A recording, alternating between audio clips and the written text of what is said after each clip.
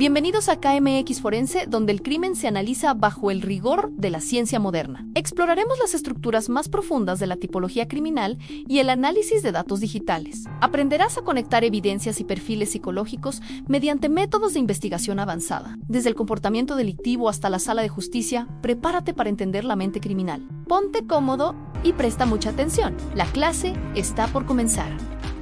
Entonces, primero que nada vamos a ver lo que es la teoría de la personalidad delictiva de Eysenck, ¿sí? Entonces, aquí es una teoría psicológica que también tiene una fundamentación orgánica, es decir, que nos va a indicar que también tiene injerencia el funcionamiento del sistema nervioso, ¿ok? Entonces, aparte de lo que es la psique, también tenemos injerencia de todo nuestro sistema biológico.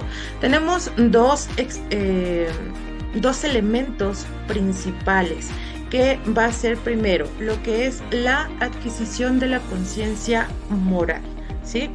Esto se da desde niños. ¿Cómo? Mediante el condicionamiento de evitación. Es decir, aquí se explica cómo aprenden los individuos a inhibir conductas de transgresión de las normas a través de una secuencia en la cual se combinan dos mecanismos: el condicionamiento clásico aversivo y el reforzamiento negativo. Ahorita vamos a ver cuál es cada una de estas, ¿sale? Entonces, las conductas antisociales tempranas, es decir, las que hacemos como niños, por ejemplo, puede ser desobedecer a los papás, puede ser que le robes por ahí el cambiecito al papá, a la mamá, puede ser que me salte de la clase, ¿verdad? Que me vaya de pinta, como decíamos por ahí hace algunos años. Toda esta parte de las conductas se asocian a estímulos adversos habituales, ¿sí? La edad puede ser un factor muy importante. ¿Por qué? Porque de aquí se puede desprender lo que conocemos hoy en día como delincuencia juvenil. Son factores que debemos de tomar, que debemos de precisar al momento de realizar el estudio, ¿sí? Primero, vamos a ver lo que son las diferencias individuales y aprendizaje. Son dos conceptos diferentes. Las diferencias individuales son todas aquellas características que me hacen único, diferente a los demás e igual a mí mismo, que sería la parte de la crianza familiar, el sexo, la inteligencia, la personalidad, el carácter, todos aquellos aspectos fisonómicos, todos aquellos aspectos heredados, todos aquellos aspectos que me hacen único. Y al mismo tiempo, vamos a ver otro factor que se conjuga con esta parte, que es el aprendizaje, que son todos estos mecanismos del comportamiento, factores y procesos. Es decir, a lo largo de nuestra vida, desde el momento en el que nacemos, estamos en un constante aprendizaje. Cuando ese aprendizaje a edades tempranas no está bien dirigido, ahí es donde vamos a poder observar en una edad adulta o en la madurez problemas o algunas situaciones que van en contra de las normas sociales. Entonces, a partir de aquí, estos dos eventos, estos dos conceptos son muy importantes porque son la base de lo que somos como personas en la sociedad actualmente. Vamos a ver que la crianza familiar, tenemos primero que nada lo que es el funcionamiento de la familia. A partir de ahí vamos a obtener lo que son principios, lo que son valores, lo que son obligaciones, lo que son responsabilidades, ¿verdad? Y diferentes cuestiones que nos van a ayudar a dirigir este camino, como bien lo menciono. Entonces, aquí el funcionamiento de la familia es súper importante que nosotros lo tomemos en cuenta. ¿Por qué? Porque, ojo, quiero aclarar que la crianza familiar no es un factor determinante. Esta, en conjunto con los demás que veremos el día de hoy, son todos estos factores que me van a dar como resultado una conducta delictiva, ¿sí? Entonces, el funcionamiento de la familia. ¿Por qué el funcionamiento de la familia puede generar la delincuencia de los hijos? Bueno, aquí pueden ser diferentes situaciones. En primera, vamos a ver que cuando estamos en un núcleo familiar roto, en un núcleo familiar disfuncional, entonces ahí puede ser una pequeña alerta roja en donde, pues, conforme van pasando los años, conforme van pasando los sucesos, conforme va pasando la parte de los castigos, conforme va pasando todas aquellas situaciones que engloban el seno familiar, entonces a partir de ahí es conforme yo voy a generar una personalidad, yo voy a empezar a tener diferentes pensamientos, a cambiar personalidad, a cambiar manera de pensar, etcétera, ¿sí? Entonces, el afecto en la familia puede ser bidireccional. ¿Por qué me refiero a bidireccional? Porque no todo está dicho en el momento en el que cuando la familia tiene una buena crianza familiar, cuando los padres tienen una buena crianza familiar, esto no quiere decir que el hijo no va a tener esta parte de las conductas delictivas o conductas antisociales, vamos a llamarlo de esta manera.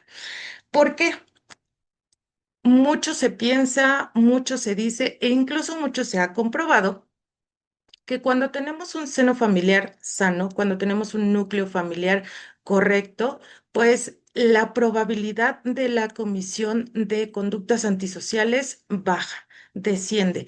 ¿Por qué? Debido a diferentes estímulos que vamos a tener a lo largo de esta crianza. Sin embargo, a veces, y estos son casos específicos que se deberían de estudiar de manera igualmente específica, es si tengo esta parte de un seno familiar, de un núcleo familiar sano, correcto, en donde tengo el cariño, en donde tengo el amor, en donde tengo toda esta parte del control paterno correcto, eso no va a importar. ¿Por qué? Porque a final de cuentas recordemos que somos un ente biopsicosocial y que somos individuales. Si bien es cierto, como bien lo mencioné al principio, tenemos la necesidad de estar en sociedad, ¿sí? No podemos estar solos, no podemos ser por ahí seres que no tengan el contacto con algunos, con similares, por así decirlo, ¿sale?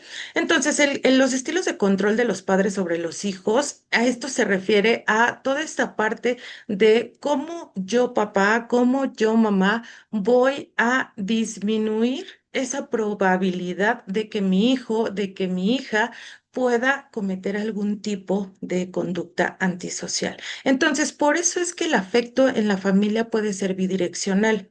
Pero, ¿cómo voy a determinar eso? Eso lo voy a determinar con un estudio desde la parte de la formación de la familia, desde la parte de los antecedentes de los padres, desde la parte de del funcionamiento en general de la familia y todos aquellos factores que puedan observarse. Este control paternal, vamos a ver que pueden ser de diferentes maneras. Por ejemplo, aquellas personas, aquellos niños que son berrinchudos, que te pegan, que se tiran al suelo, que están peleando con hermanos. Entonces, aquí este tipo de personas obviamente ya han nacido con un carácter y están desarrollando una personalidad a lo largo de los años. Entonces, no todo puede ser culpa de los padres, no todo puede ser culpa de la crianza familiar. Aquí es importante y es ese foquito rojo en donde tenemos que observar que este tipo de conductas pueden generar problemas, pueden generar, bueno, problemáticas a largo plazo. ¿Por qué? Porque si no se realiza un control paterno de manera correcta, entonces las consecuencias tal vez no las sufran los padres, ¿sí? Sin embargo, sí la va a sufrir ¿quién? La sociedad e incluso la misma persona, ¿sí? Entonces, bueno. También, como bien lo tenemos aquí en esta diapositiva, eh, la parte de la conducta de los padres. en la cuestión de la imitación es muy importante que también tenemos que observarla. ¿Por qué? Porque muchas veces, aunque no es cierto y aunque de repente por ahí en algunas teorías, en algunas escuelas, como la escuela clásica, como la escuela positiva y algunas otras escuelas nos indicaban, ¿verdad? Que esta parte se puede heredar. Si yo tengo un padre que es delincuente, un padre que se dedica a robar, un padre que se dedica a estafar, un padre que se dedica a matar, un padre que se dedica a cometer N cantidad de conductas antisociales. Entonces, por ende, yo también voy eh, a cometer este tipo de conductas. Sin embargo, no es cuestión de herencia, no es cuestión de porque así tiene que ser. Si no es cuestión de que el padre se lo introyecte al hijo o a la hija, sino que esto son, como lo repito, pequeños focos rojos que vamos a ir viendo desde la infancia, ¿sí?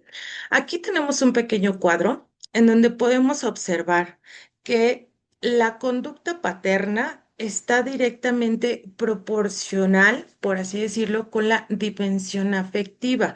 ¿A qué se refiere? La conducta paterna, es decir, ¿cómo voy a actuar yo como padre? ¿Sí? ¿Y cuál va a ser la respuesta del hijo? Cuando la conducta paterna es alta, es decir, cuando este control es demasiado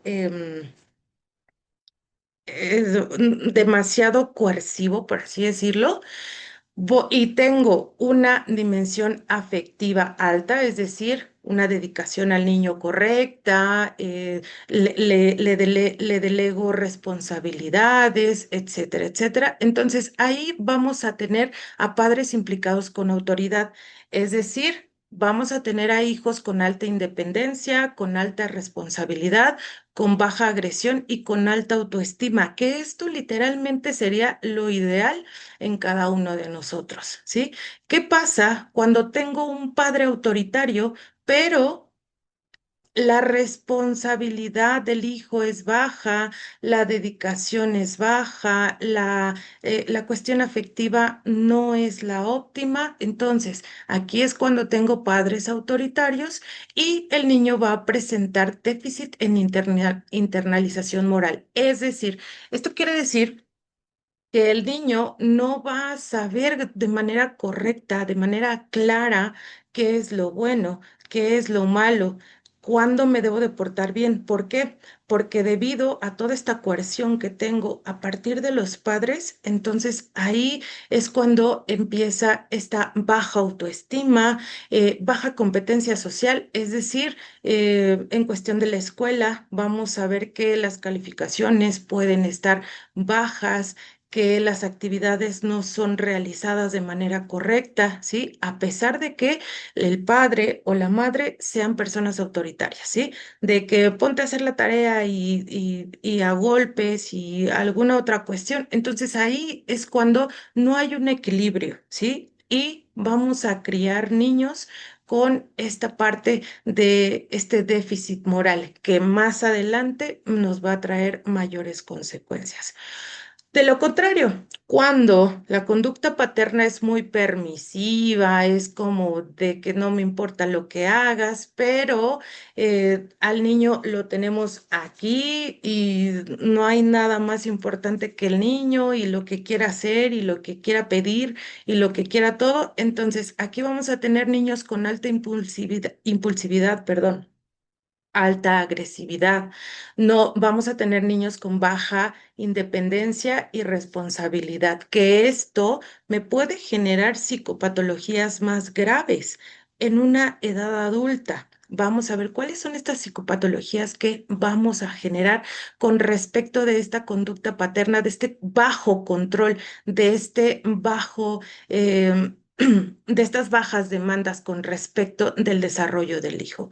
Y si por la parte de ambos, es decir, una conducta de padres que es con una baja energía, que las demandas no existen y además el niño pues está descuidado, no hay ningún trato, no hay ninguna cuestión afectiva con respecto de los logros del niño, no hay ningún seguimiento con respecto de los problemas que pueda presentar este niño.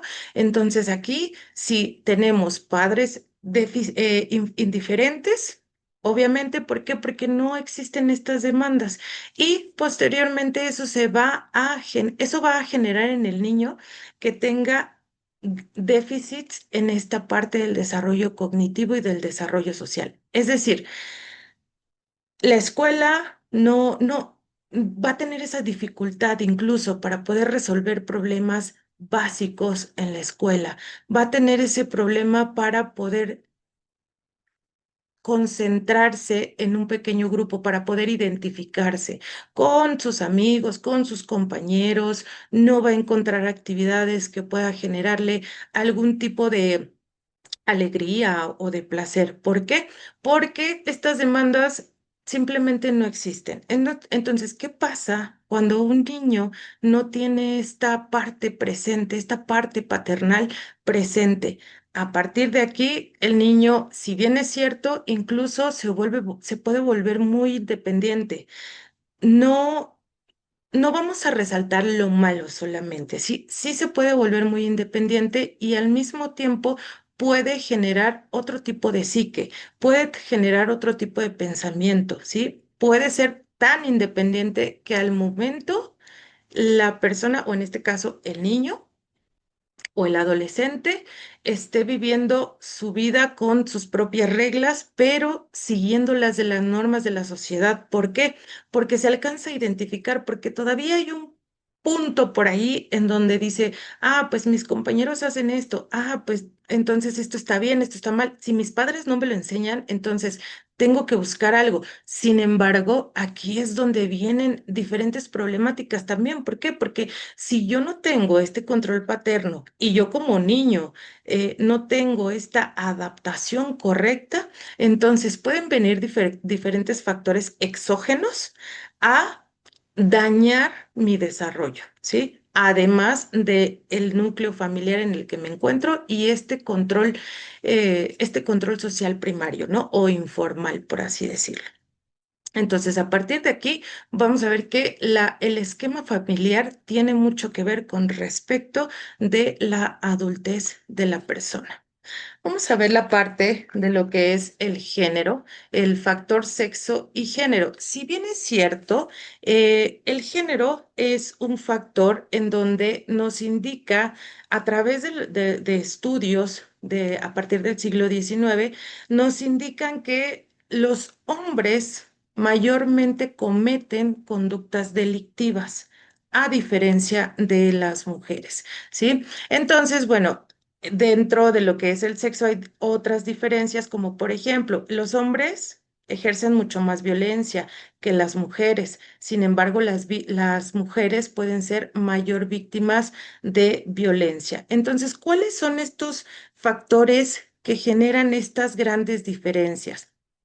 Pueden ser las tensiones familiares desde inicio, pueden ser las conductas, las actividades violentas que se generan dentro del núcleo familiar, pueden ser todas aquellas enfermedades mentales que pueden sufrir los padres y o algunas atenciones como muy selectivas a esta parte de las expresiones agresivas, es decir, las conductas agresivas que genero en el núcleo familiar, pero con respecto del sexo. Porque tú eres mujer, entonces tienes que hacer esto o no tienes que hacer esto. Porque tú eres hombre, entonces tienes que hacer esto y no tienes que hacer aquello, ¿sí? La mayor parte los factores que más afectan a las mujeres con respecto de el por qué cometen conductas delictuosas puede ser la baja empatía que se tiene para con las mujeres, que obviamente sigue sucediendo incluso en la actualidad.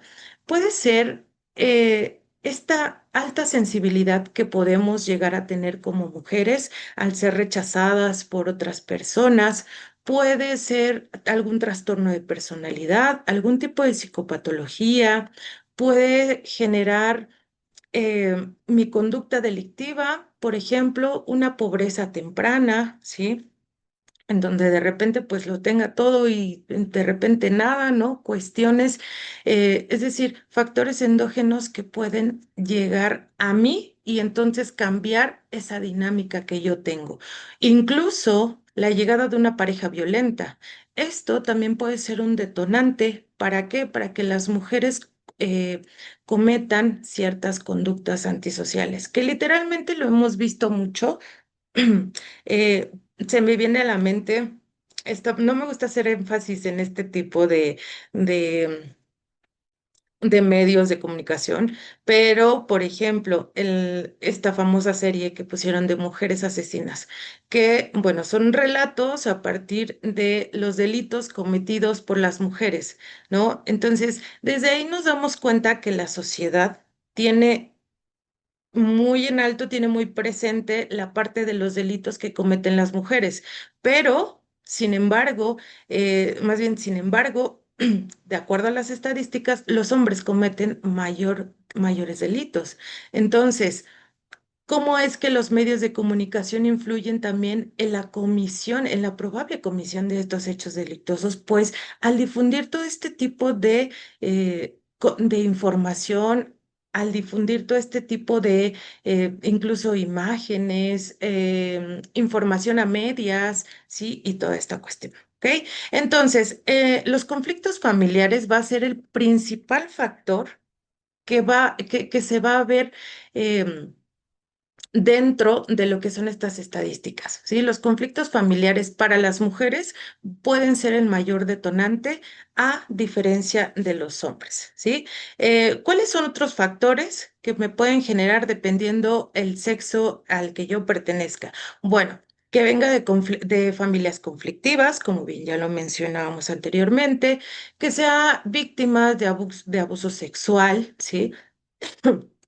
Y todo esto va a depender de cómo haya sido esta crianza familiar.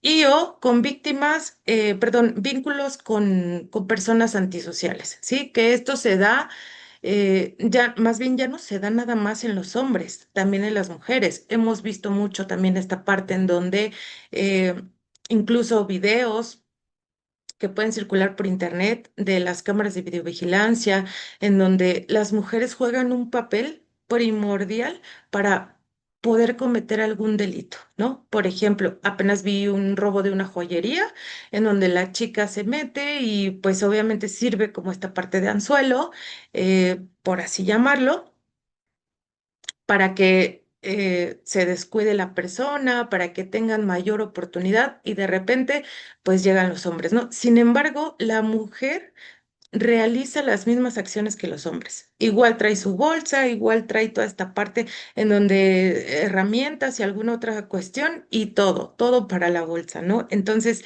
ya no hay esta distinción. ¿Por qué? Porque antes, pues como bien lo mencionó, se indicaba, y de acuerdo a los estudios que se realizaban, que los hombres eran quienes más conductas delictivas cometían, ¿sí? Entonces, a partir de aquí sí vamos a tener algunos factores diferenciales.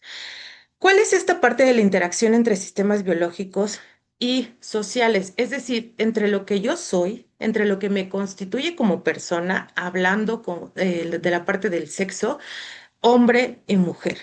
Los varones presentan mayor agresión física desde la infancia hasta la edad adulta. Es decir, ¿esto por qué viene? Esto viene a partir de toda esta parte de los sistemas y de todas estas teorías, incluso que veremos en las siguientes clases, por ejemplo, la endocrinología, en donde nos indica que la parte de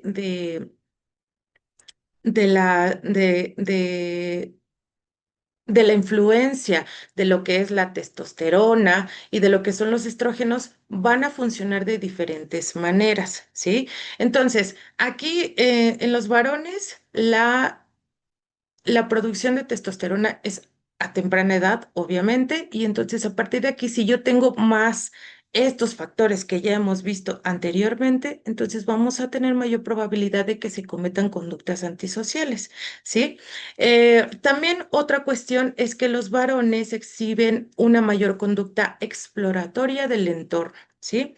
Es decir, como niñas, normalmente, si ustedes se dan cuenta, si ustedes, no sé, si tienen hijos, algunos de ustedes, sobrinos, o han tenido la oportunidad de ir a algún lugar en donde existan muchos niños, que haya una área de juegos o alguna situación, si se dan cuenta, los niños, los varones como tal, son más de andar para allá y para acá, subirse, bajarse, aventarse, etcétera.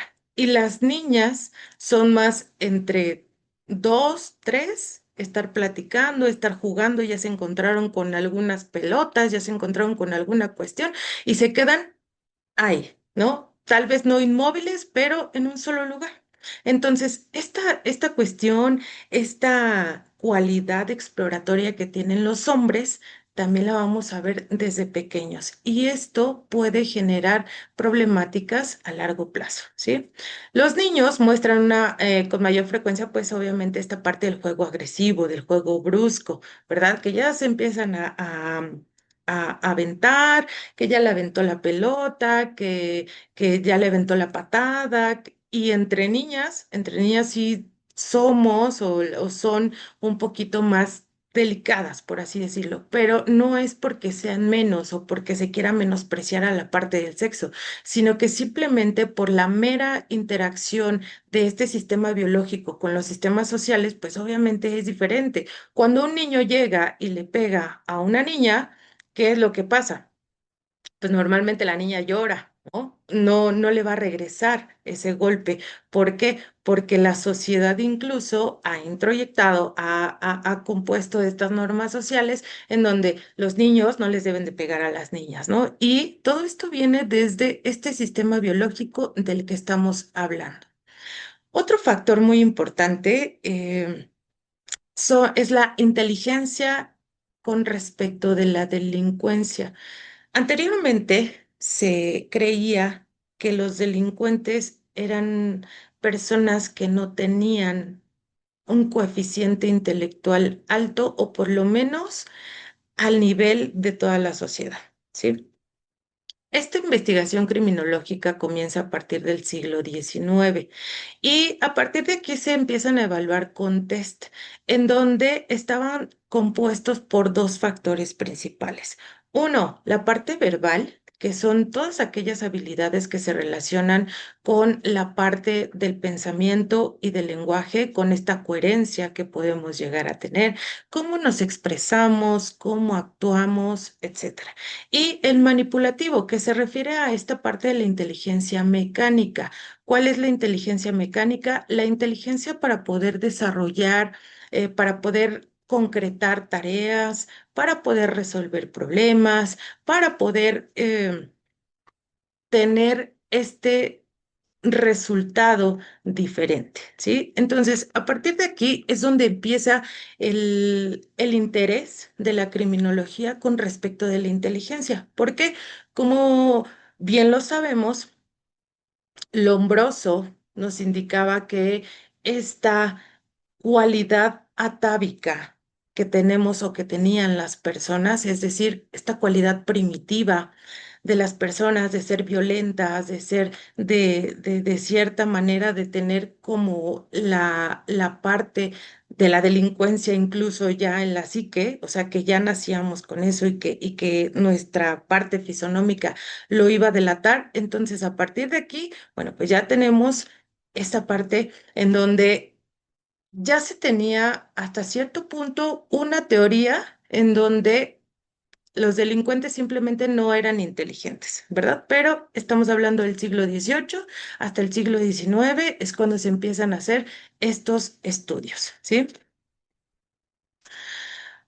Vamos a ver que dentro de los resultados que se pudieron generar a partir de los estudios a las personas que se encontraban privadas de su libertad en ese momento e incluso a algunas tomas de muestras de personas que vivían en sociedad, llegaron o se llegó a esta conclusión, en donde las bajas habilidades intelectuales, es decir, como ya lo mencioné, para resolver problemas, esta inteligencia mecánica, van a generar tres diferentes dificultades en tres áreas diferentes, que uno, como bien ya lo mencionamos al inicio, son esta parte de la dificultad académica en la escuela, en donde no puedo encontrar iguales, en donde no me puedo identificar con demás personas, en donde no puedo realizar la resolución de algún tipo de problema básico, ¿sí?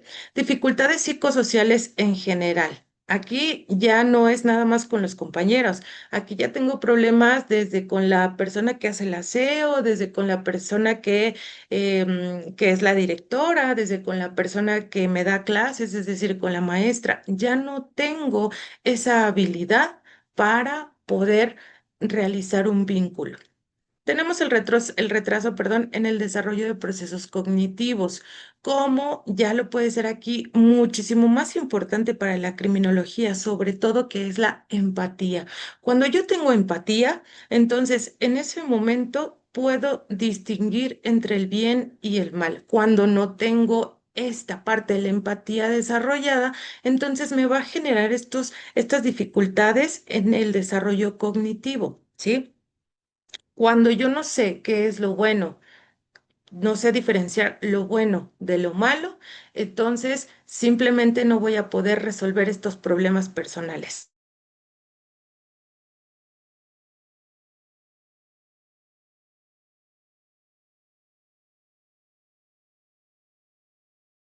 Ocasiones o por medio de alguna otra cuestión medible, no, simplemente no voy a poder resolver estos problemas cognitivos.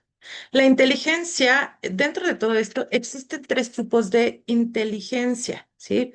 Ya se habían estudiado en libertad algunos presos para este momento. Entonces, se detectaron que los coeficientes intelectuales eran 8 puntos menor que las personas normales. ¿Te has preguntado alguna vez qué secretos se esconden en una escena del crimen? ¿Cómo una simple huella puede revelar la verdad? Bienvenido a KMX Forense, tu puerta de entrada al fascinante mundo de la criminalística y las ciencias forenses. Aquí, la curiosidad se transforma en conocimiento y la observación se convierte en una poderosa herramienta de investigación. Aquí en tu espacio de aprendizaje te preparamos para ser un profesional de primer nivel, con la precisión científica y la agudeza que marcan la diferencia. No es solo una carrera, es una vocación. Es la búsqueda incansable de la verdad. Si estás listo para descifrar los enigmas y hacer que la justicia prevalezca, KMX Forense es tu lugar, donde la ciencia se convierte en prueba. Vamos a ver esta parte de lo que son las teorías, que nos vamos a enfocar a teorías psicológicas, ¿sí? Estas teorías psicológicas son muy importantes que las observemos o que las toquemos en esta parte porque a final de cuentas vamos a seguir tocando lo que es la parte de la psicopatología, lo que es la parte de la perfilación criminal, que sobre todo este curso está muy enfocado a esta pequeña parte de lo que es la criminología, la perfilación criminal. Entonces, primero que nada, vamos a ver lo que es la teoría de la personalidad delictiva de Eysenck, ¿sí? Entonces, aquí es una teoría psicológica que también tiene una fundamentación orgánica, es decir, que nos va a indicar que también tiene injerencia el funcionamiento del sistema nervioso. ¿Ok? Entonces, aparte de lo que es la psique, también tenemos injerencia de todo nuestro sistema biológico. Tenemos dos elementos principales, que va a ser primero lo que es la adquisición de la conciencia moral, ¿sí? Esto se da desde niños. ¿Cómo? Mediante el condicionamiento de evitación. Es decir, aquí se explica cómo se aprende, cómo aprenden los individuos a inhibir conductas de transgresión de las normas a través de una secuencia en la cual se combinan dos mecanismos, el condicionamiento clásico aversivo y el reforzamiento negativo. Ahorita vamos a ver cuál es cada una de estas. ¿Sale? Entonces, las conductas antisociales tempranas, es decir, las que hacemos como niños, por ejemplo, puede ser desobedecer a los papás, Puede ser que le robes por ahí el cambiecito al papá, a la mamá. Puede ser que me salte de la clase, ¿verdad? Que no, que me vaya de pinta, como decíamos por ahí hace algunos años. Este, Toda esta parte de las conductas se asocian a estímulos adversos habituales, ¿sí? Es decir, ¿qué es lo que quiere decir? Que si yo cometo este tipo de conductas, voy a generar una ansiedad y esa ansiedad entonces va a estar presente. ¿Qué pasa cuando le robo el cambio a mamá? Ahí está, ¿no? Ya, ahí, no, híjole, este estímulo adverso va a ser la ansiedad que me va a generar. Que se dé cuenta, que me regañe, que me castigue, que ya no me dé dinero, que N cantidad de escenarios, ¿sí? Entonces, ya pasó la conducta. Vuelve a haber otra oportunidad en donde el niño tiene la oportunidad de nuevo de tener ese dinero a su alcance. Ahí está, ¿no? Y dice, ah, ahí está el dinero. ¿Qué es lo que pasa cuando esta conducta es inhibida por el niño? Entonces, cuando esta conducta es inhibida, por lo tanto, ahí ya estamos inhibiendo la ansiedad que se genera, ¿sí? Y entonces va a resultar en la no realización de esta conducta antisocial, que es el robo del dinero, ¿sale? Entonces, ahora sí, esta conducta sería recompensada. ¿Por qué? Porque la mamá sabe que dejó el dinero y que ya le había robado una vez, ¿no? Que ya había tomado el cambiecito una vez. Y la mamá sabe que dejó el dinero tal vez a propósito, tal vez porque se lo olvidó, tal vez porque se acordó.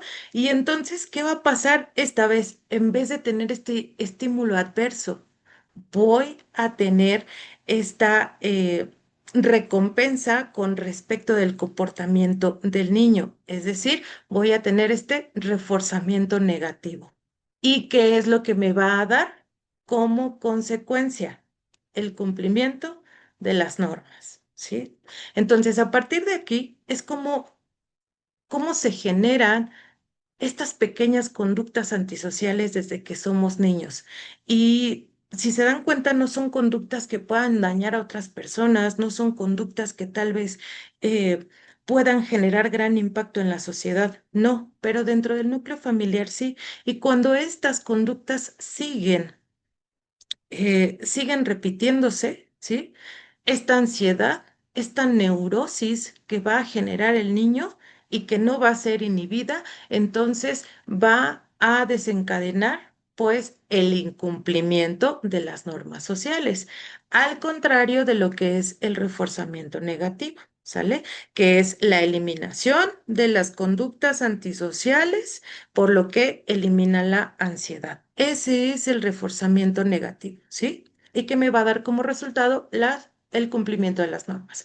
A esto se refiere la teoría de la personalidad delictiva y esto lo vamos a generar desde pequeños, desde niños, ¿sí?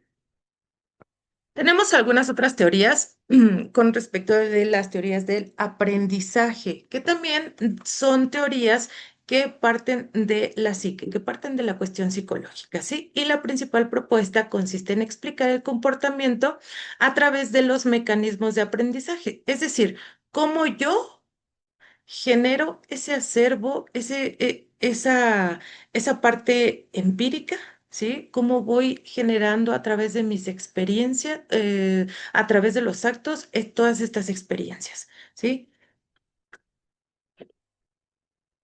Tenemos, perdón, primero que nada la teoría de asociación diferencial de Sutherland. Esta teoría, me imagino que muchos de ustedes la conocen, solamente vamos a tocarla un poquito para tratar de comprender a grandes rasgos qué es lo que nos plantea. Y bueno, a grandes rasgos plantea responder a preguntas globales como tal, del tipo ¿por qué hay más delitos en un país que en otro? ¿Sale? Esta teoría, eso es lo que trata de plantear. Se centra en el proceso individual, es decir, no en un proceso colectivo, sino en el proceso propio de cada persona, ¿sí? Un individuo es cuando un individuo se convierte en delincuente y entonces aquí no se está en posibilidad de explicar este fenómeno delictivo de manera global, sino que solamente de manera personal. ¿Sale? Entonces, dentro de lo que es el estudio de la delincuencia juvenil, esta teoría es muy importante. ¿Por qué? Porque se enfoca a un ente, porque se enfoca a la parte individual, a la parte personal. ¿Sale? ¿Qué es lo que nos plantea? ¿Qué es lo que nos indica? Que la conducta delictiva es aprendida y no biológica. Ay, perdón ahí por la biológica. La conducta delictiva es aprendida y no biológica. Es decir, como lo tocábamos al principio, no importa que yo venga de padres criminales o que mi papá sea el Chapo o que mi mamá sea la no sé qué. No. Aquí la conducta delictiva es aprendida. La herencia no tiene que ver la cuestión biológica, es decir, la manera en cómo estoy constituida de manera biológica, no tiene que ver, sino que es la parte del aprendizaje a lo largo de mi vida, ¿sí? Eh, el aprendizaje de la conducta delictiva ocurre por un proceso de interacción social y no por un evento aislado, ¿sí? Es decir, ¿qué es lo que tiene que, cuáles son los factores que me van a incluir este aprendizaje? Son que si yo estoy en una colonia en donde el índice delictivo es alto, en donde la mayoría de los jóvenes que están en la colonia pues simplemente no estudian, se dedican al consumo de alcohol, al consumo de drogas o algún estupefaciente, simplemente están en contra de las normas de la sociedad y toda esta situación. Entonces, a partir de aquí, yo estoy más propenso a aprender esta conducta delictiva. No es nada más porque me invitaron a una fiesta y porque vi que hacían cierta situación o ciertas acciones que van en contra de las normas de la sociedad y entonces ya por eso voy a ser un delincuente. No, no es un evento aislado, no es un evento que me defina a mí como persona o como niño o como adolescente el que yo voy a generar esa conducta, ¿sí? Sino que toda esta influencia social es lo que va a propiciar la comisión de hechos delictuosos, ¿sale? Esta teoría emana de otra teoría o sí, de otro concepto muy importante que nace en Chicago, que es a partir del interaccionismo simbólico. ¿Qué quiere decir esto? Que que las ideas se transmiten de unos a otros. Entonces a eso se refiere la parte de la interacción social, ¿sí? Este aprendizaje ocurre en grupos íntimos significativos para el individuo como familia o amigos, ¿sale? Es como ya bien lo comentábamos, que si me junto con los de la esquina, las maquinitas y esto, no, creo que ahorita ya no hay maquinitas, ¿verdad? No, ya no. Bueno, pero en mis tiempos sí. Que si me junto en tal lado, ¿no? Que en las canchas, que no sé qué, que en la esquina de la tiendita, y esas personas pues tienden a tener conductas delictivas, bueno, pues por ende voy a aprender con base en esa interacción social, ¿sí? Este aprendizaje incluye dentro de todo lo que son las técnicas de comisión, es decir, cómo robar, ¿no? Por ejemplo. Ah, no, pues que mira, vamos a la tienda y tienes que hacer esto y tienes que hacer el otro. Y le enseñan a la persona, le enseñan al adolescente a cómo robar. El aprendizaje también incluye lo que son los motivos, ¿sí? Mira, tienes que robar porque esto, es así, él tiene mucho dinero y pues a él no le va a faltar nada, ¿sí? O sea, toda esta situación, y si se dan cuenta, es parte de la interacción social. Y por último, las actitudes. Las actitudes también son parte del aprendizaje. ¿Por qué? Porque, pues, no va a llegar el chico como siempre es, ¿verdad? No, pues ahora incluso le enseñan te tienes que parar así, te tienes que tapar acá, tienes que hacer todo eso, me incluye la parte de la explicación del fenómeno delictivo con respecto de la teoría de la asociación diferencial, ¿sí? Entonces, aquí esta asociación diferencial que es esta parte del aprendizaje, para que nos quede claro, puede variar en intensidad, en prioridad y dependiendo la vinculación del individuo, ¿sí? Es decir, en la cuestión de la vinculación del individuo puede ser que influyan personas más relevantes en el vínculo. Es decir, si yo tengo más afinidad con la persona que es el delincuente o que comete las principales conductas antisociales, entonces a partir de ahí puedo tener mayor asociación diferencial, ¿sí? Em, los contactos, por ejemplo, esta interacción social de niños, de personas a temprana edad, tienen mayor impacto, ¿sí? ¿Por qué? Porque es cuando estamos absorbiendo todo, es cuando somos esponjitas, ¿no? A final de cuentas, y estamos con estas ganas de estar, pues,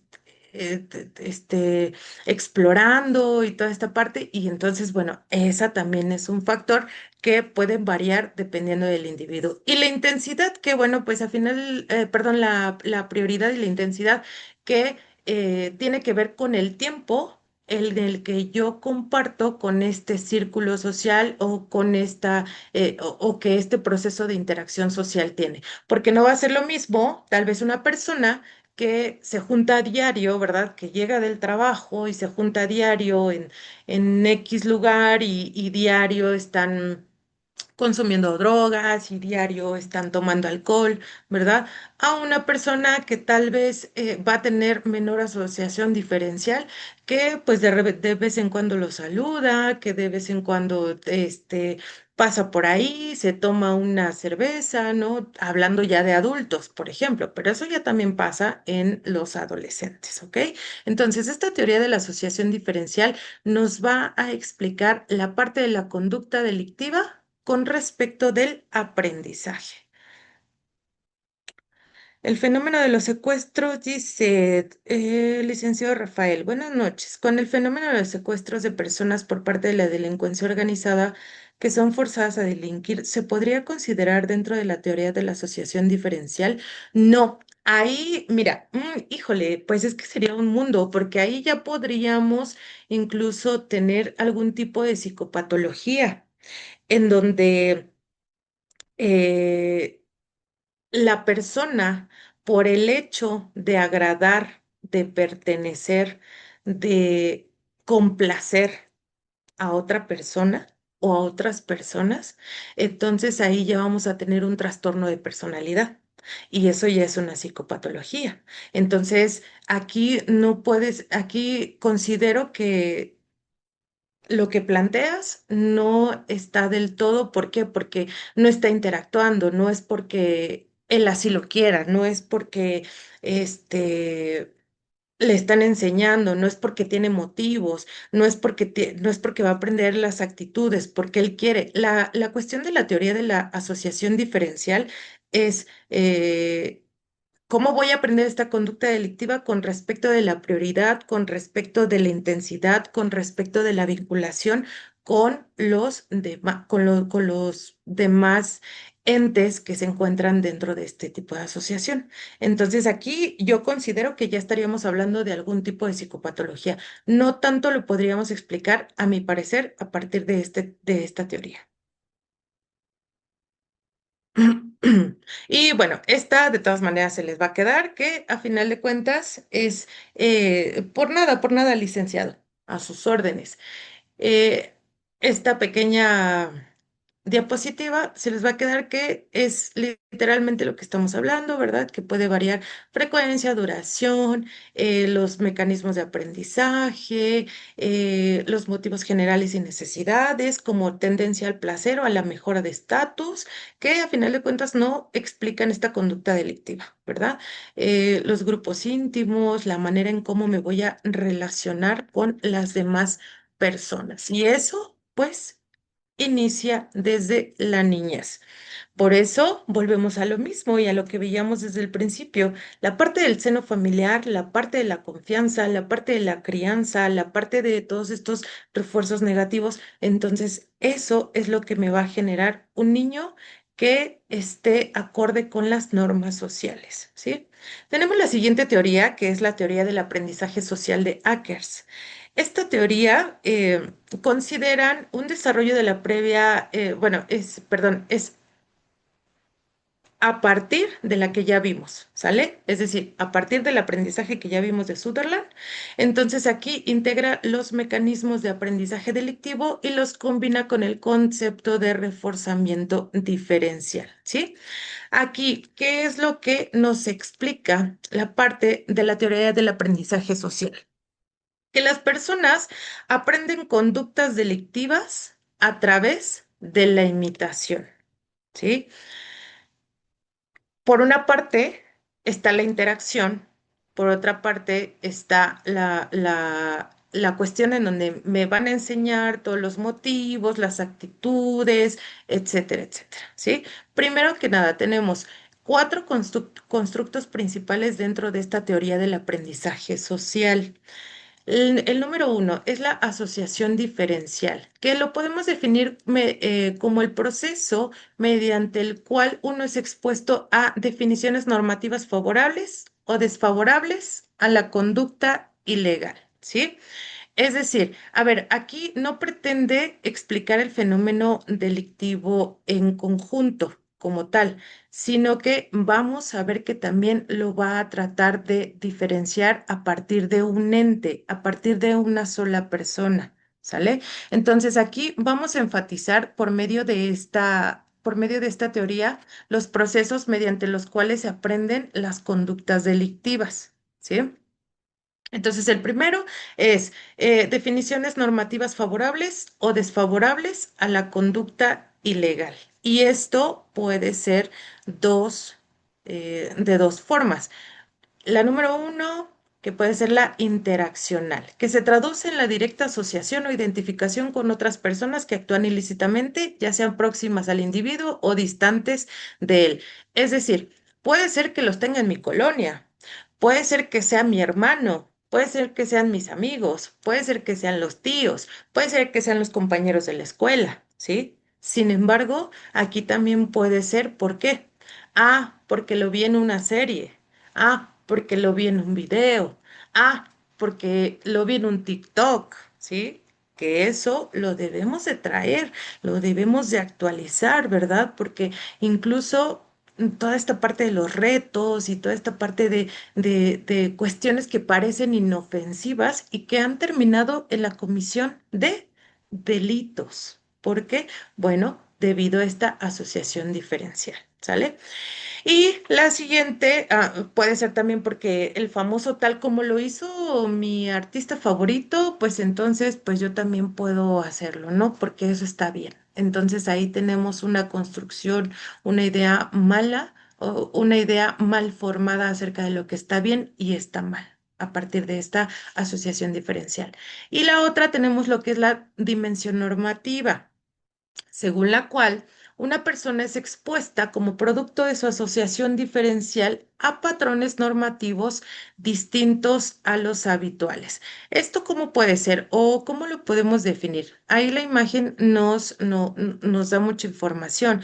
Por ejemplo, puede ser este adolescente en donde el grupo de amigos, con su grupo de amigos, pues deciden que el consumo de alcohol es correcto. ¿Sale? Entonces, aquí ya, a pesar de que en la escuela nos indican que el consumo de alcohol a temprana edad puede ser muy nocivo para la salud, de que los padres, aparte, nos han introyectado toda esa parte, la dimensión normativa con respecto de la asociación diferencial es, los amigos me dicen que está bien, pues está bien. No voy a hacer caso a todas estas normas favorables que he tenido a lo largo de mi vida. El día de hoy, el tomar alcohol está bien y bueno, pues entonces voy a realizar esta conducta, ¿sí? Que ojo, esto como tal no puede ser, no lo podemos tomar como una conducta delictiva. Sin embargo, sí es el comienzo, es el génesis de estas conductas delictivas, ¿sale? Como segundo punto, dentro de estas cuatro construcciones, tenemos lo que son las definiciones, es decir, los propios significados o actitudes de una persona que una persona vincula a determinada conducta. Vamos a tener dos, que son las generales y las específicas. Dentro de lo que son las generales, vamos a ver que están las creencias, bueno, las creencias religiosas, lo que son los valores, lo que son las normas. Esas son las definiciones que yo tengo, ¿sí? De lo que está bien y de lo que está mal. Volvemos a lo mismo, lo que está bien y lo que está mal. Lo que es contraria a la conducta delictiva. Y tenemos otro tipo de definiciones, que son las específicas, que orientan a conductas concretas y pueden ser ambivalentes. ¿A qué se refiere esto? Por ejemplo, yo estoy en contra del tráfico de drogas, ¿sí? Estoy en contra del tráfico de drogas, creo que eso no es correcto, pero mm, pues los fines de semana me voy al antro, me voy con los amigos y realizo el consumo de cocaína. Por eso dice que pueden ser ambivalentes. Esta definición que yo tengo con respecto de determinada conducta, cuando es específica, entonces simplemente no le estoy dando la importancia o no le estoy dando el peso y se está convirtiendo en una definición específica. ¿Por qué? Porque por un lado sí, bueno, pues yo estoy en contra de, qué bueno que hayan puesto todas estas leyes a favor del bienestar animal, que no los maltraten, que no esto, que castiguen a esa persona que atropelló al perrito y todo esto. Pero yo en mi casa tengo a mi perrito en la azotea, no le doy de comer, le pego, no lo cuido, ¿sí? Entonces, este tipo de definiciones ambivalentes también me puede generar cierta comisión de conductas. Las definiciones pueden influir sobre la conducta de dos maneras, de manera cognitiva y de manera conductual, ¿sale? Es decir, de manera cognitiva, la parte de todas las creencias se ven afectadas y la parte conductual en donde, pues obviamente yo voy a cometer este tipo de conductas antisociales. Y ahí tenemos un ejemplo, ¿no? Yo no he robado a nadie, sencillamente me encontré una cartera que tenía dinero para que se quede con él la policía, pues mejor me lo quedo yo, ¿verdad? Entonces, aquí es un claro ejemplo de estas definiciones que pueden ser específicas y que pueden dañar de manera cognitiva todas mis creencias, pueden dañar mis valores, pueden dañar mis actitudes y por lo tanto, pues voy a seguir generando este tipo de conductas.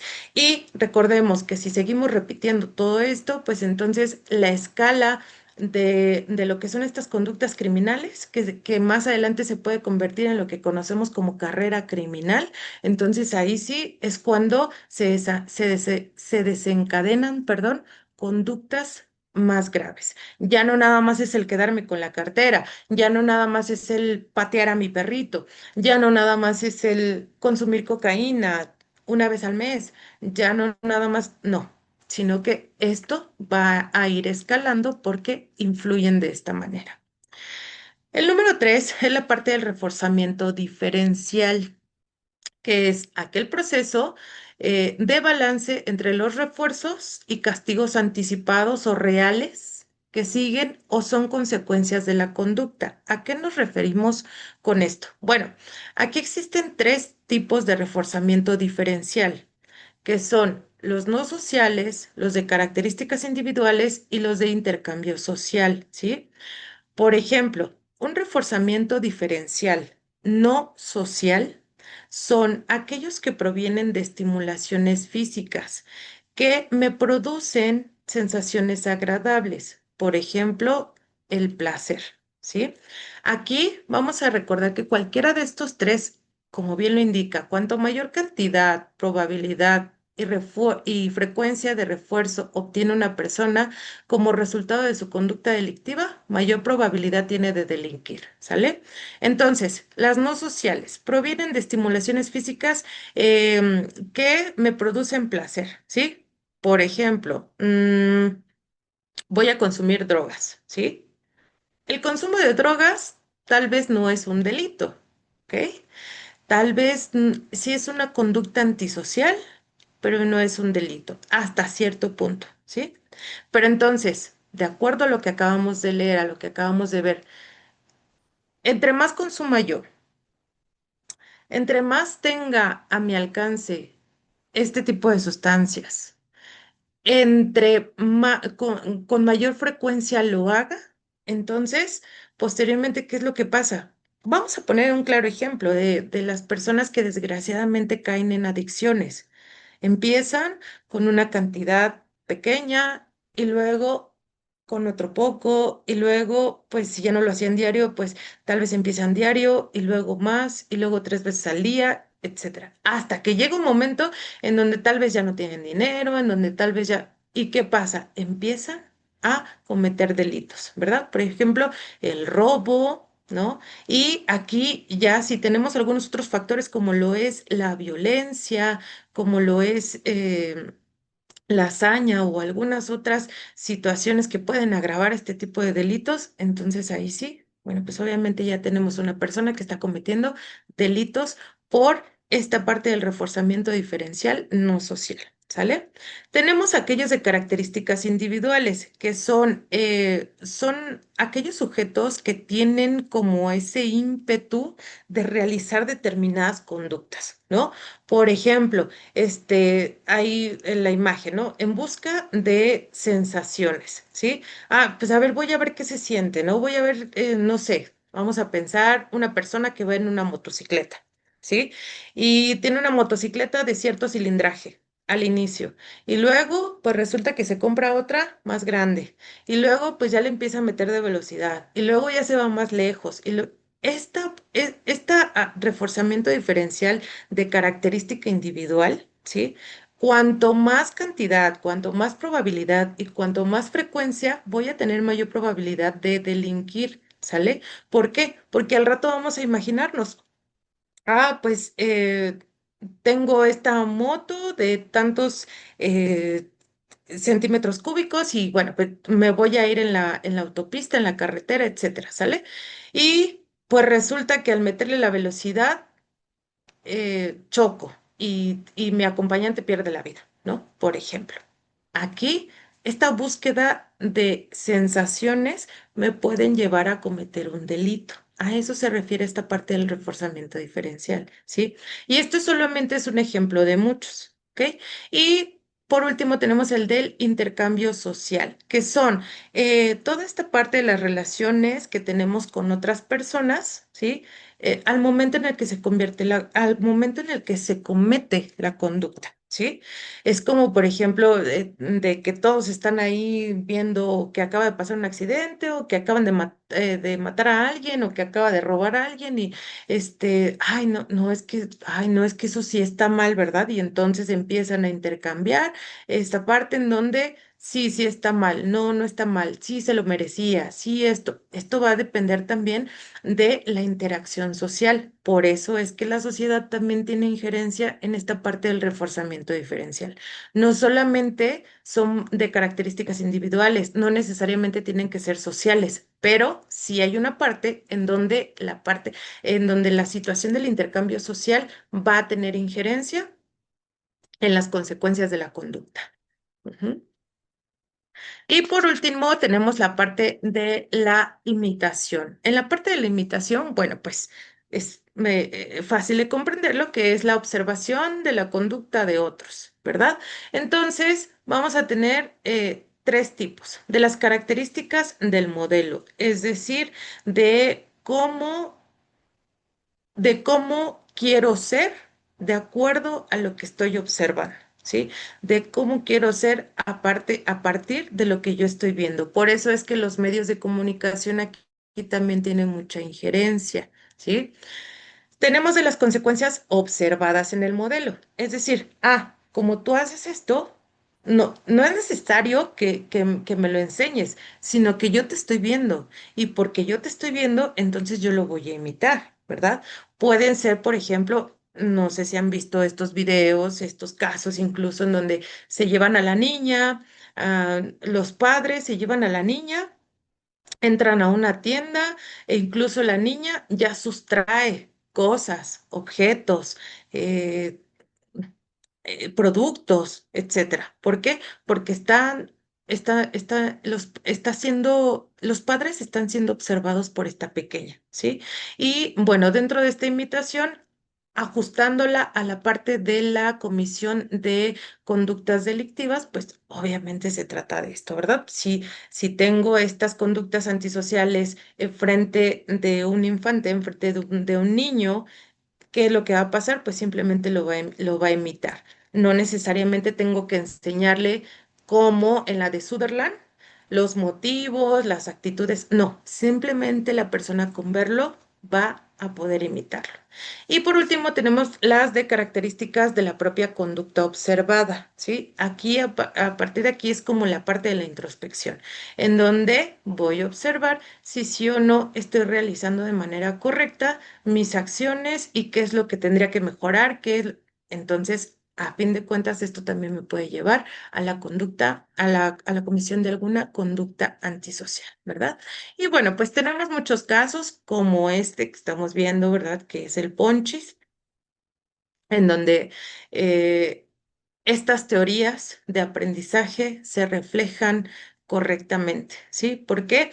Porque con respecto de su desarrollo, con respecto de sus etapas, con respecto a estas teorías, entonces pues la persona va atendiendo, va aprendiendo, va haciendo suyas diferentes conductas y bueno, pues llega un momento en donde ya no necesita de las personas o de esta interacción social con las personas que le han enseñado a cometer una conducta delictiva, sino que ya comienza su propia carrera criminal. Con respecto de esto, de la personalidad que nosotros desarrollamos a lo largo de nuestra vida, eh, la- este punto es muy importante porque la personalidad es lo que puede ayudarnos a detenernos o impulsarnos a cometer algún tipo de delito. Sin embargo, como bien lo indica, con las edades pues van cambiando. Como bien ya lo dijimos, ¿verdad? En la infancia, que robarle el cambiecito, ¿verdad? Que tomar el cambiecito, que faltar a la escuela. Bueno, la criminología como tal también va a enfocar su estudio en esta parte de este ente biopsicosocial. ¿Por qué? Porque por sí solo no le podemos echar la culpa a la sociedad. Por sí solo no le podemos echar la culpa a mi ser biológico. Por sí solo no le podemos echar la culpa a algún tipo de trastorno. Por sí solo no le podemos echar la culpa incluso a la víctima. No. Es un conjunto de factores que tenemos que estudiar de manera integral. ¿Sale? Entonces, la edad como factor de la criminalidad. Tenemos diferentes etapas por las cuales nosotros vamos pasando. Tenemos desde la infancia, en donde pues aprendemos a hablar, a caminar, a leer, a escribir y bueno, pues dentro de todo esto, en la infancia no cometemos delitos, ¿verdad? Porque pues apenas estamos en los primeros años de vida y aquí todo el derecho penal se extingue porque pues no tenemos absolutamente ni siquiera el raciocinio. Posteriormente tenemos la juventud, que se divide en tres etapas, que puede ser la pubertad, la adolescencia y la juventud propiamente dicha. Aquí ya existen muchos cambios con respecto de la cuestión física y de la cuestión psíquica. Y aquí debemos de ponerle mucha atención a nosotros como personas de ciencia al momento de estudiar a una persona. ¿Por qué? Porque de acuerdo a todos los factores que estudiamos anteriormente, con respecto del desarrollo de habilidades cognitivas, de habilidades de interacción social, de aprendizaje, etcétera, todo eso nos va a dar las bases para poder comprender la conducta del adolescente. Tenemos la adultez, que bueno, ya es la persona que está adaptada como tal a la sociedad y ya tiene un raciocinio, ya tiene una personalidad, ya tiene toda su esfera biopsicosocial totalmente desarrollada. Entonces aquí ya la comprensión psíquica, lo que es los conflictos internos que pueda tener y todo esto puede generar un mayor desarrollo de conductas delictivas, ¿sí? La etapa de de la adultez se puede indicar que en la mujer dura hasta los 45 años y en los hombres hasta los 50 años. A partir de aquí, bueno, pues ya tenemos lo que es la madurez. Pero aquí sucede otra cuestión en donde vienen otras conductas delictivas. ¿Por qué? Porque normalmente se dice, de acuerdo a los estudios que se han realizado, que la mujer tiende a virilizarse y los hombres tienden a feminizarse. Entonces, ¿qué es lo que pasa? A partir de los 60, 60 y tantos años de ahí, entonces aquí vamos a sufrir otros cambios que, bueno, a final de cuentas son en retroceso, es en diferente manera que en la juventud. Entonces, este retroceso también puede generar el que se vea mayormente impulsada la comisión de delitos, de hechos delictuosos. Dentro de lo que es el sexo y la comisión de delitos es otro factor también. Entonces, si se dan cuenta, son muchos factores, no nada más es porque le pegaban al niño. No, claro que no, tiene que ver muchas cuestiones. En la parte de la criminología es muy importante la parte del sexo. ¿Por qué? Porque estudia estos aspectos biológicos y psicológicos que son propios de cada sexo, que son tanto para mujeres como para hombres. Entonces, el sexo es importante para la criminología desde tres puntos de vista muy importantes, que es que se vincula íntimamente con delitos sexuales. Aquí ya estamos hablando de la transgresión a la libertad sexual, ¿verdad? Se asocia íntimamente con el vicio y el delito y ocasiona delitos de tipo no sexual necesariamente, ¿sale? ¿Por qué? Porque, por ejemplo, no sé, un hombre comete delitos diferentes al de una mujer, ¿no? De manera general, no es que no puedan cometerlos, ojo, sino que normalmente, pues los hombres cometen otro tipo de delitos. Vamos a pensar, no sé, un fraude. ¿Quién comete más un fraude? ¿Un hombre o una mujer? Normalmente los hombres, ¿no? Delitos con violencia. ¿Quién utiliza más violencia? Como lo vimos al inicio, los hombres, ¿verdad? Y todas estas cuestiones. La delincuencia juvenil está determinada por cinco etapas, que es esto es muy independiente a las etapas de desarrollo como persona, ¿sí? La delincuencia juvenil está determinada por cinco etapas, que es la de la aparición, en donde inicia con actividades delictivas entre los 8 y 10 años, ¿verdad? Estamos hablando lo que mencionábamos hace un momento. Ahí, como bien tenemos en la imagen, el tomar algunas pertenencias que no son de nosotros, ¿sí? Y estas conductas que hasta cierto punto pueden llegar a verse normales, aunque no tendrían por qué ser.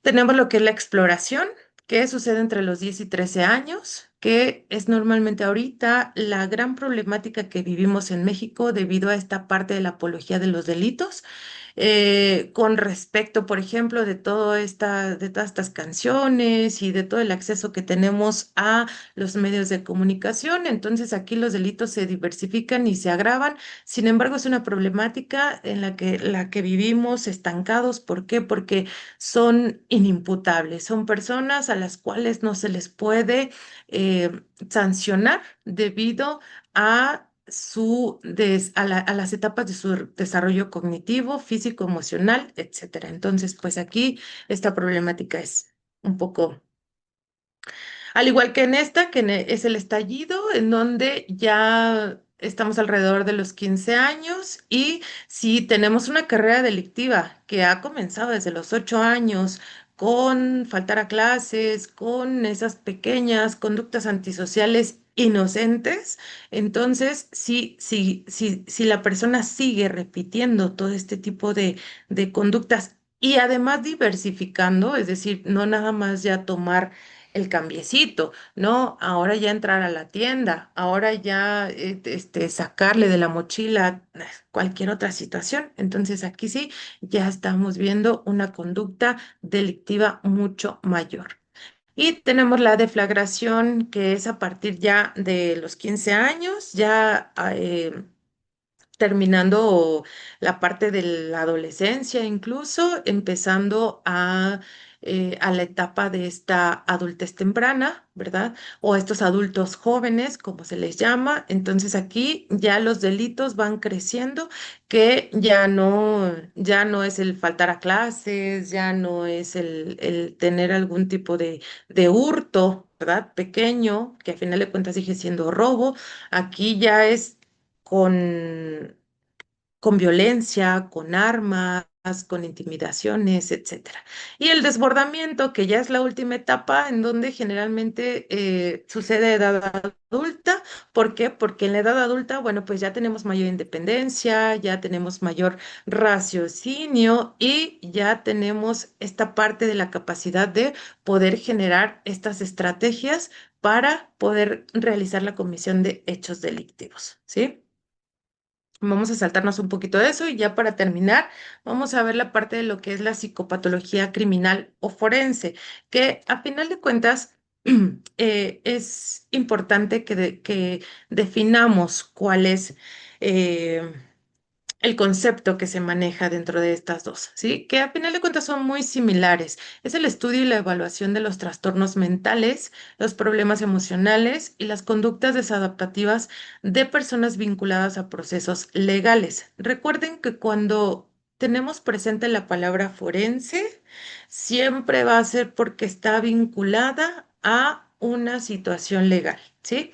Que la medicina forense, conocimientos de la medicina aplicadas al campo legal, que la balística forense, conocimientos de balística aplicados al campo legal, ¿sí? Entonces, de cierta manera, lo que es la psicopatología criminal o la psicopatología forense está relacionada, ¿por qué? Porque realiza la evaluación y el estudio de conductas antisociales y hablando de manera general de conductas delictivas, ¿sí? Entonces, dentro de este tenor, tenemos diferentes características que me van a ayudar a observar lo que son estos trastornos de la personalidad y donde encuentro toda esta información acerca de cuáles son las características de todos estos trastornos en el DSM-5, que es el que está actualmente. ¿Sale? En el DSM-5 me va a indicar cuál es la frecuencia, cuáles son los signos, cuáles son los síntomas, cuándo inicia, etcétera, etcétera. Entonces, a partir de ahí, pues también debemos de tener esta injerencia que es por parte de la psicología forense, ¿sale? La psicología forense es la que estudia o la que me da las bases para que yo pueda estudiar o para que yo pueda tener estos conocimientos acerca de las psicopatologías presentes en una persona. Ahora, es importante conocer la criminodinamia. ¿A qué se refiere la criminodinamia? Es eh, todo este proceso por el cual pasa el acto delictuoso, ¿sí? Así de fácil. Es decir, cuáles son los diferentes escalones que ha pasado esta conducta delictiva para que se genere un trastorno de personalidad. Perdón, es que vi un mosquito. Este, y estos trastornos de la personalidad, como bien lo indiqué, están dentro del DSM-5. Para la criminología están determinados mediante clústeres. Los clústeres, ¿alguien sabe qué son los clústeres? Son, son como esta pequeña organización que tiene la criminología para clasificar de manera cuantitativa en tres grupos diferentes, de manera general, las características o elementos en comunes de estos trastornos de personalidad. Es decir, la criminología los clasifica en tres grandes grupos, que es el clúster A, el B y el C. Y cada uno de ellos van a tener diferentes características. Vamos a empezar por el A, que son estos individuos fríos, distantes, em, pueden ser los raritos, ¿verdad? Que los vemos por ahí, así como que en algo tienen y no sabemos, ¿verdad? Con respecto de su personalidad. Entonces, bueno, si bien es cierto, recordemos que una psicopatología ¿sí? Se puede traducir como una enfermedad del alma, ¿sí? Que, bueno, que sería el estudio de las enfermedades del alma, ¿sí? Porque viene de tres vocablos, psique, patos y logos, ¿sí? Es decir, alma, enfermedad y estudio. Entonces, se puede traducir de manera muy fácil lo que es el estudio de las enfermedades del alma. Pero, ¿por qué? Porque anteriormente pensaban que el alma era la que se enfermaba, ¿verdad? Por allá en Hipócrates y todos estos pensadores. Entonces, a partir ya de lo que es el siglo XVIII, el siglo XIX, que se empiezan a acuñar todos estos conceptos, pues no tanto es el alma, ¿verdad? Sino que es la psique, la manera de pensar. Entonces, el estudio de las psicopatologías tienen que ver con las características que las personas presentan. Dentro del clúster A, vamos a ver que tenemos el trastorno paranoide de la personalidad, que son personas que actúan bajo amenazas, son muy irónicos, te dañan de manera verbal, por así decirlo, tienen tendencia a la violencia física, son muy fríos, son muy calculadores y bueno, pues aquí ellos pueden utilizar la proyección y el aislamiento como mecanismos de defensa, ¿sí? Entonces es importante porque este tipo de personas al tener esta habilidad, esta falta de empatía, perfectamente pueden cometer diversas eh, conductas antisociales. El trastorno esquizotípico de la personalidad eh, se define como un patrón general de déficits sociales e interpersonales, caracterizados por un malestar agudo y una capacidad reducida para las relaciones personales, distorsiones cognitivas o perceptivas y excentricidades de comportamiento. Aquí son personas que tienden a agrandar la parte en cómo están percibiendo algunas situaciones, ¿sí?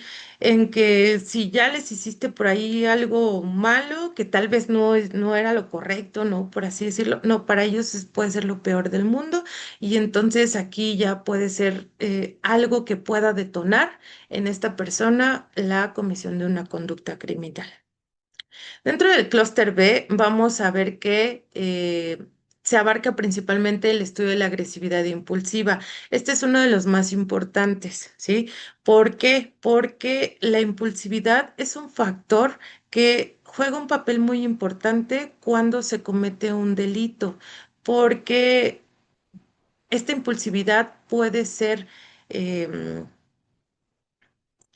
eh, puede ser alimentada, por así decirlo, por el consumo de sustancias psicotrópicas, de estupefacientes, de alcohol y pues por la falta de control de impulsos, ¿sí? Las personas que están dentro de este clúster son personas que tienen conductas dramáticas y muy teatrales. Por ejemplo, tenemos el trastorno antisocial de la personalidad, que es cuando no sabemos distinguir entre el bien y el mal y no estamos, más bien estamos transgrediendo la integridad de las demás personas que viven en la sociedad, ¿sí? Son estas personas que son manipuladoras, que no tienen remordimientos, que son impulsivas, son estas personas que se dedican generalmente, no sé, vamos a pensar a la trata de personas, por ejemplo, entre alguna otra cantidad de hechos delictuosos. El trastorno límite de la personalidad, que vamos a tener una impulsividad, vamos a tener reactividad afectiva, eh, tienen un gran temor a ser abandonados. Esto se da generalmente al principio de la edad adulta e incluso puede ser en diferentes edades, no necesariamente la edad adulta. El trastorno límite de la personalidad puede ser generado en cualquiera de nuestras etapas y bueno, son muy sensibles a todas estas circunstancias del ambiente, de la parte de la relación con las demás personas y entonces ahí es donde podemos de nuevo generar este tipo de delitos. Por ejemplo, los pasionales. de manera muy general. Dice, ¿es posible que una persona pertenezca a más de un clúster? Claro que sí. Hay personas que tienen diferentes psicopatologías y o que comparten diferentes signos, diferentes síntomas, diferentes señales que están dentro de lo que es el DSM-5. Sí, hay personas que pueden tener diferentes, pero incluso no está aquí dentro de estos clústeres, pero puede ser, por ejemplo, el borderline, que ese es un tipo de psicopatología, que es cuando voy cambiando y que estoy arriba, estoy abajo y de repente tengo algunas cualidades, por ejemplo, del trastorno límite y de repente tengo algunas cualidades del trastorno narcisista. Es decir, es una combinación. Pero dentro de esto no está la criminología, no lo incluye dentro de estos tres clústeres, pero sí puede estar dentro de estos, porque, por ejemplo, aquí en el clúster B, generalmente son conductas, como bien lo indica, dramáticas y teatrales. Y si se dan cuenta, en la parte del trastorno histriónico, de la personalidad y el narcisista son muy parecidos. Entonces, puede ser que esté dentro de dos clústeres o puede ser que esté dentro de un mismo clúster, pero con diferentes psicopatologías. Y esto pues se va a determinar con nosotros como criminólogos, ojo, no lo determinamos. ¿Sale? Esto lo tiene que determinar un psicólogo, lo tiene que determinar un psicólogo forense por medio de diferentes baterías y por medio de diferentes exámenes y por medio de diferentes test para que pueda evaluar esta cuestión. Además, si existe el uso de narcóticos para el tratamiento de estos trastornos, ya tendría que haber la injerencia de un psiquiatra forense. ¿Sale? El trastorno narcisista, pues son estas personas que necesitan admiración, ¿verdad? Todos conocemos a un narcisista o tal vez hemos tenido la oportunidad de allegarnos a este concepto, ¿verdad? En donde la persona se siente grandiosa, es como dirían por ahí la última Coca-Cola del desierto y bueno, pues no le importa nada, no le importa pasar sobre nadie para poder lograr sus objetivos. Y obviamente dentro de esto puede estar la comisión de conductas antisociales. El histriónico de la personalidad es, eh, es la personita que el alma de la fiesta, el que siempre atrae las miradas de todos, el que necesita la atención, entonces cuando no tengo esta esta atención que yo necesito, entonces puedo llegar a cometer alguna conducta antisocial, sí, pero no necesariamente una conducta delictiva, ¿sí? Aquí en esta parte del histriónico no, porque como necesita la atención sobre de ella o sobre de él, pues no se va a arriesgar a perder esta cuestión. Entonces, por eso es importante que también determinemos eso. Y el clúster C es lo que es el que menos interés forense tiene para dentro de lo que es la criminalística, la criminología, perdón. ¿Por qué? Porque aquí vamos a ver mucho la ansiedad, vamos a ver el evitar conflictos, vamos a ver en que pues no quiero asumir ese riesgo, ¿verdad? De esas personas, en alejarse lo más posible de cualquier tipo de problema, aquí van a estar en el clúster C. ¿Y cuáles son?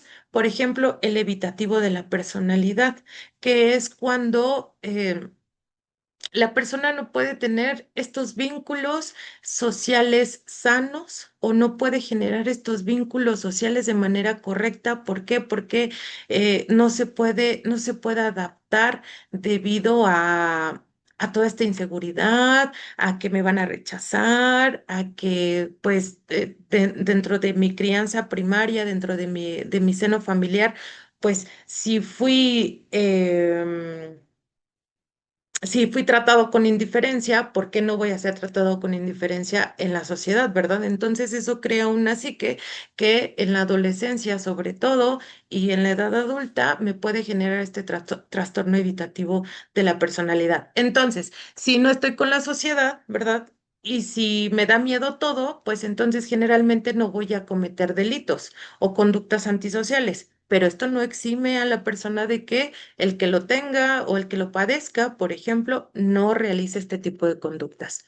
El trastorno dependiente de la personalidad, aquí ya es diferente. Aquí ya necesito, no es como el histriónico, ojo, aquí necesito que alguien me mande, que alguien me diga qué hacer. Como por ejemplo, no sé si han visto Los Simpson, ¿no? De Bart y este niño de cabello azul, Milhouse. Que Milhouse siempre está ahí con Bart porque está o puede sufrir esta parte del trastorno dependiente. Ay, el mosquito, perdón. El trastorno dependiente de la personalidad, ¿sí? Entonces aquí ya existe la sumisión, los temores de que me dejen y aquí sí se puede cometer algún tipo de delitos. ¿Por qué? Porque puede ser de que, si tengo una pareja a la cual soy dependiente, ¿verdad? Y no quiero que me deje, no quiero quiero que me siga manteniendo, porque lo amo, porque esto, porque el otro y me dice que lo que me va a dejar si no hago cierta conducta, pues entonces puedo llegar a cometer alguna conducta por esa necesidad excesiva que tengo de esta manipulación y por el temor que me genera esta separación. Recordemos que la neurosis que generan estos tipos de trastorno sí pueden desencadenar la comisión de conductas. Y tenemos el trastorno obsesivo compulsivo de la personalidad, que es diferente al TOC. Este de la personalidad es cuando la persona necesita tener todo de manera perfecta, de manera pulcra, de manera correcta, en donde no permiten un fallo en cuanto a, por ejemplo, vamos a pensar la puntualidad, al acomodo de los utensilios, a la manera en cómo las personas están vestidas, todo tiene que ser perfecto y es muy estricta esta persona. Entonces, sus principios y sus normas de comportamiento son demasiado estrictas, ¿sale? Puede ser que este tipo de personas tampoco cometan algún tipo de conducta antisocial, pero el perfeccionismo, el orden o alguna otra cuestión, pues puede ser que sí lleguen a cometer, no sé, algún tipo de delito. Es diferente del TOC, porque tal vez han escuchado el trastorno obsesivo compulsivo. Es diferente porque el trastorno obsesivo compulsivo se compone de obsesiones y de compulsiones, ¿sí? Las obsesiones son los pensamientos intrusivos que tengo, ¿verdad? Ay, no, es que, ¿y qué tal si ya no me quiere por esto? ¿Y qué tal si hago mal esto? ¿Y qué tal si aquello? ¿Y qué tal? Sí, esas son las obsesiones. Y las compulsiones son todos aquellos rituales que yo tengo que realizar para sentir cierta satisfacción, ¿sí? Por ejemplo, el más clásico, ¿no? Y el que siempre ponen de ejemplo, que no sé por qué, pero que no pises las líneas, ¿no? Ese es un ritual que se realiza porque si no, vas a tener mala suerte o porque esto, por el otro, o que tocar madera, o que todo ese tipo de cuestiones son parte del trastorno obsesivo compulsivo, pero esos no están contemplados por la criminología, porque esos no están dentro de estos clústeres y es diferente a este trastorno obsesivo compulsivo de la personalidad, ¿sí? Aunque se parecen. Lo único que cambia es que este es de la personalidad y el otro es un trastorno obsesivo compulsivo. Y bueno, pues por último van a tener aquí una pequeña lista en donde vienen diferentes autores y los libros que ustedes pueden consultar con respecto de lo que es la psicología forense, la psicología criminal, la psicopatología, para que podamos ahondar mucho más en estos términos, ¿sí? Además, bueno, pues el día de hoy también les voy a enviar un libro de psicopatología forense junto con lo que es la presentación, esta presentación que mostramos el día de hoy. Y pues bueno, espero que nos haya quedado un poco más claro cuáles son todos estos factores, que además de todos aquellos factores exógenos, endógenos y de todos los factores preparantes, desencadenantes, aquí lo que más nos va a interesar estudiar es la parte de la composición individual de la persona. Desde ahí empieza un correcto estudio, porque de nada me sirve.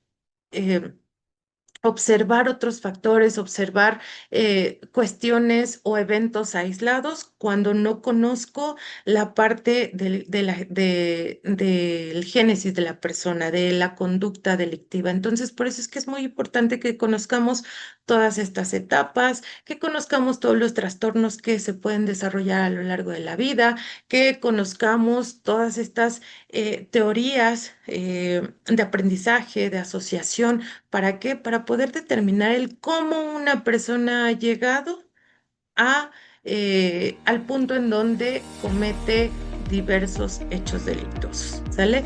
Entonces, pues hasta aquí termina mi participación. Espero que nos haya quedado claro. Les agradezco mucho la participación que tuvieron ahora por chat.